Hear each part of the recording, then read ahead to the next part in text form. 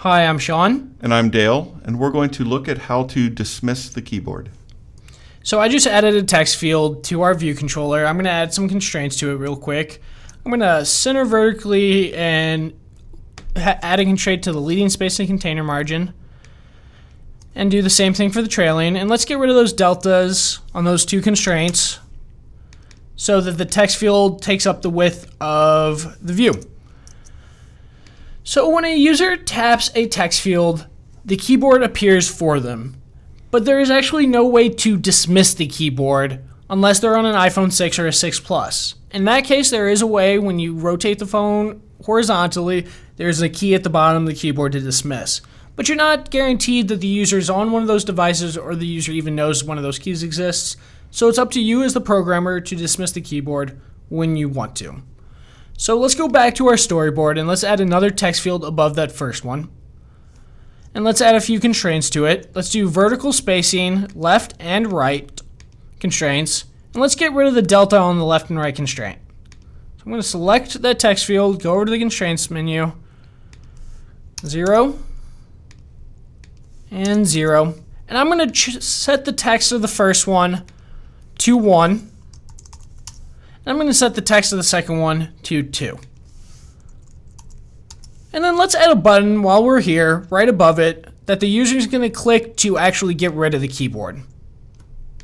Let's do it right there. Let's center that, vertical spacing, and center X. And let's call it dismiss keyboard. So now that we have that, let's add an IB action to that button.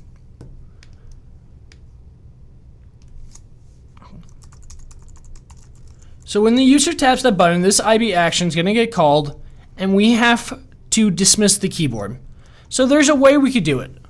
Let's actually loop through all the text fields on our view controller and ask them to dismiss the keyboard.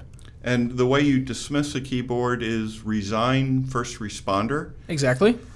And typically what you'd want to do is resign first responder on the actual text field, which is the first responder, which means we have to know which the active text field is. But for this first example, we're actually going to take a little bit of a shortcut and say, well, we can call resign first responder on each of them in sequence. One of them is going to be the right one, and that's going to make the keyboard go away. So what we want is a collection of the text fields. And one way to do this is to actually create an IB outlet that is a collection of those UI elements. So I'm going to control click from our first text field, just like I regularly would for an IB outlet. And I'm going to change our connection to an IB outlet collection. And I'm just going to name this text fields. And I'm going to press connect. And that places one of the two in that collection. So we need to add the second one. Yep. So notice when I hover over that circle, it only highlights the first one. Let's add the second one to that IB outlet collection by control clicking 2 and acting like I'm about to create an IB outlet, but notice how this highlights that row when I hover over it. I'm just going to release.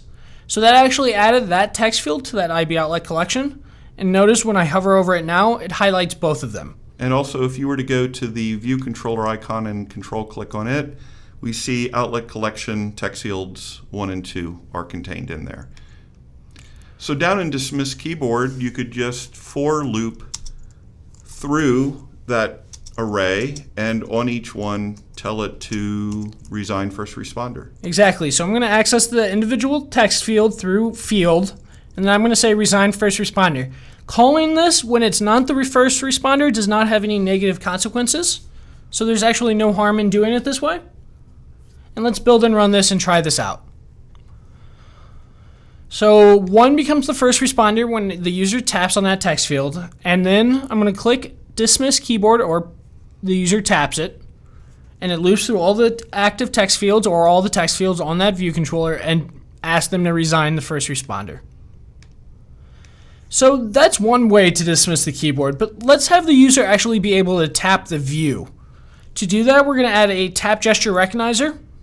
So scroll down to the gesture recognizers in the object library, and we want the first one, tap gesture recognizer, and release it on the view controller.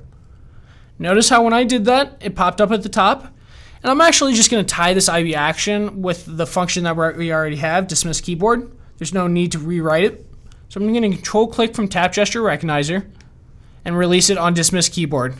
So both dismiss keyboard and the tap gesture recognizer are sharing the single function dismiss keyboard as their IB action. And we could tell by two different ways. We could hover over the circle and notice how it highlights both of them, or we could control click view controller and notice how down here in received actions, dismiss keyboard is tied to both the dismiss keyboard button and the tap gesture recognizer.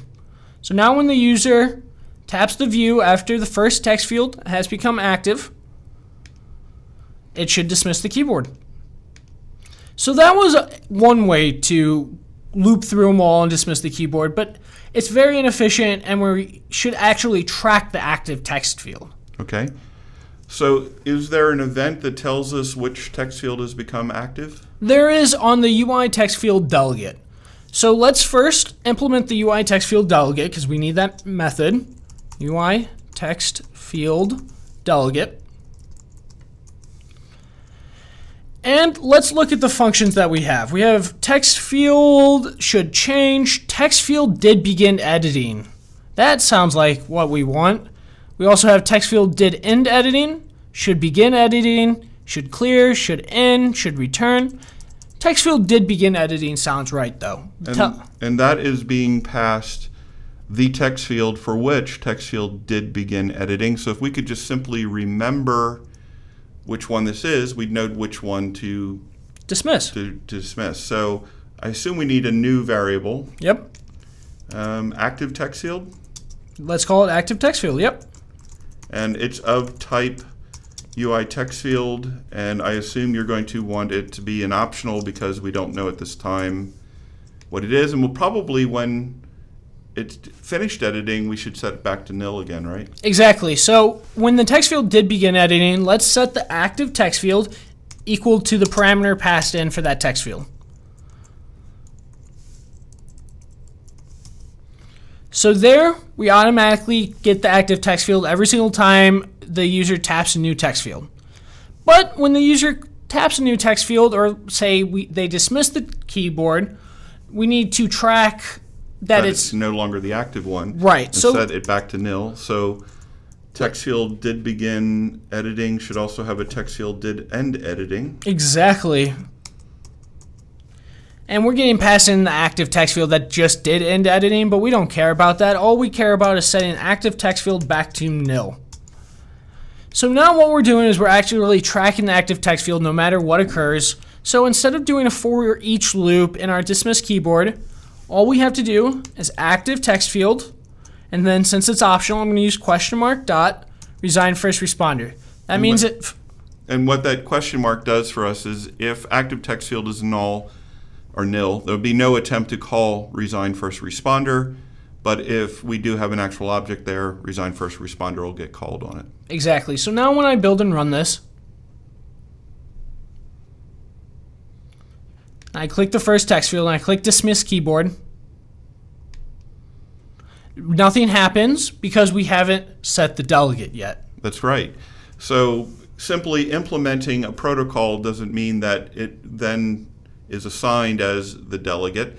So there are two ways, one in code and the other is in Interface Builder. And in Interface Builder, if you control click drag from the UI element, we can set on it its delegate, and this view controller is its delegate. Or in code, we could set it programmatically by looping through all the text fields and setting its delegate equal to self. I'm going to do that way. We already have the IB outlet collection, so it's not that much work to loop through it all. So for the field in text fields, field dot delegate is equal to self.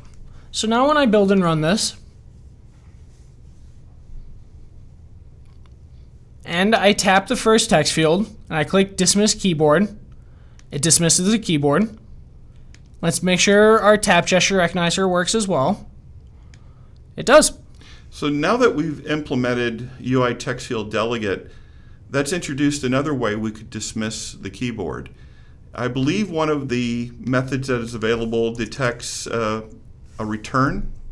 Should return. Should return. So when the user types something in the text field and taps the enter key, return key, then that would be a sign that the keyboard should go away as well. Exactly. So let's access our active text field, and let's set this to nil. And then notice we have to return a Boolean because this is text field should return. If we return false, it won't return. If we return true, it will return. We don't care if it returns true or false or presses return. So let's just return, and I need to be in the function for that. Yeah. Let's just return true. Now explain to me again what you're doing here. We're inside text field should return. You're setting the active text field to nil, and you're returning true. I should be resigning the first responder, not losing track of the active text field. Okay. So I'm just going to copy and paste that code from dismiss keyboard. Okay. So when the user types something, they hit the enter key.